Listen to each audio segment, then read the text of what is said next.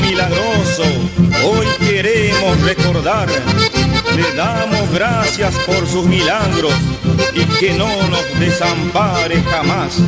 A quien luchó por sus ideales y el sueño hizo realidad. Este chamamé para vos, Antonio Gil, por eso los chamameceros de Colonia Dora hoy te quieren recordar.